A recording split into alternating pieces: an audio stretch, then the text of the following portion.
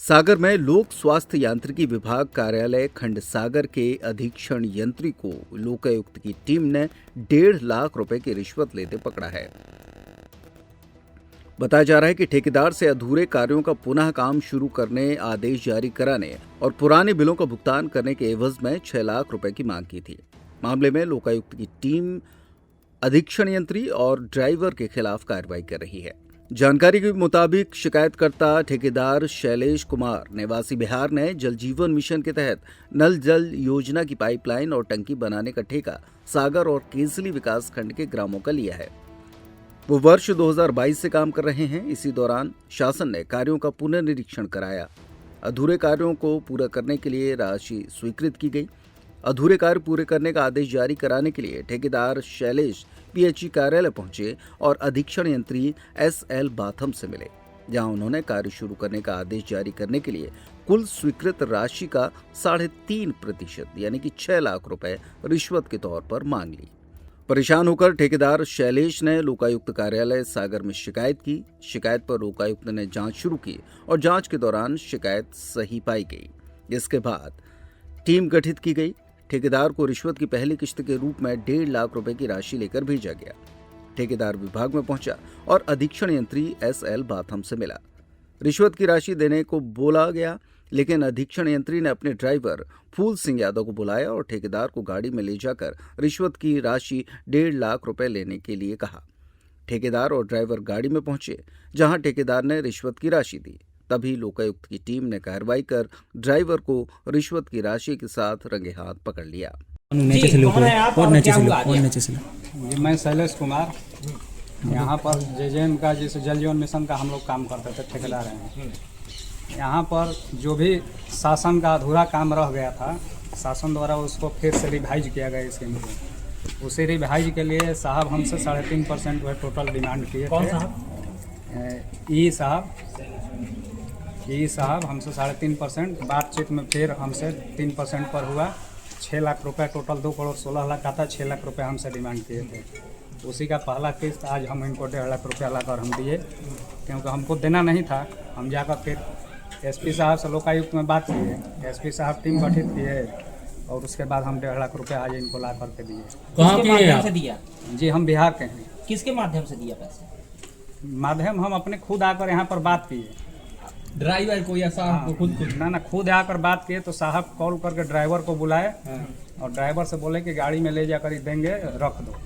क्या नाम है साहब का? साहब का एसएल बाथम साहब। ड्राइवर का नाम क्या था? ड्राइवर का नाम नहीं मालूम है हमको। कब से काम रुका था आपकी रिश्वत के कारण? मेरा रिश्वत के कारण काम करीब हम लोग का 9 महीना 10 महीना से रुका था। क्या बहाना बनाया जा रहा? बहाना बनाया जा रहा था शुरुआती में कि ये स्कीम है अभी सैंक्शन हुआ है, तो यहाँ से स्वीकृति नहीं मिला है। फिर स्वीकृति के नाम पर बहुत रोज से हम लोग को परेशान, न पाइप का ऑर्डर दिया जा रहा था तो उसके साथ फॉर्म 5 लगता था। फॉर्म 5 हम लोग को नहीं दिया जाता था। बीओ क्यों नहीं दिया जाता था, जिसके कारण अभी तक हम लोग का यहाँ का, मेरे साथ ही नहीं पूरे कॉन्ट्रैक्टर के साथ यही परेशानी है। कॉन्ट्रैक्टर नाम क्या था आपका? शैलेश कुमार। सागर में कंपनी का नाम आपका? शैलेश कुमार का नाम, फर्म के नाम में MS शैलेश कुमार के नाम से। सागर में कब से काम कर रहे हैं? सागर में हम 2022 से काम कर रहे हैं। तो कितने इस तरह के कॉन्ट्रैक्ट पे परेशान? इस तरह के लगभग सभी कॉन्ट्रैक्टर जिनका स्कीम रिवाइज जो है सभी लोग परेशान हैं। ठीक जी। आपका क्या नाम है? जी, शैलेश कुमार। कहाँ की रहने वाली है? बिहार से। यही पीएचई में ठेकेदार है जो 2022 से जल जीवन मिशन के तहत काम कर रहे हैं।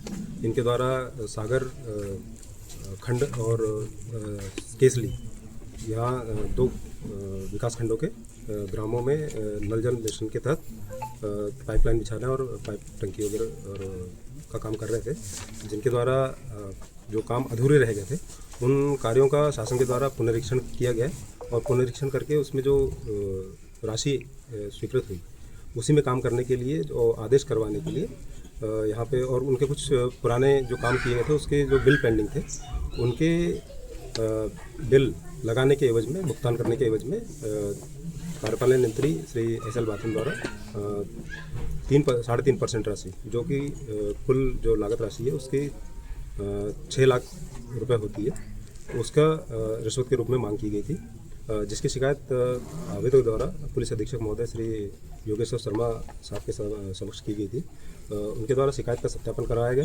शिकायत सत्यापन पर 3.5% की राशि मांग किया जाना साबित हुआ और रिश्वत के रूप में उनके द्वारा 1.5 लाख रुपए पेश किए गए आज।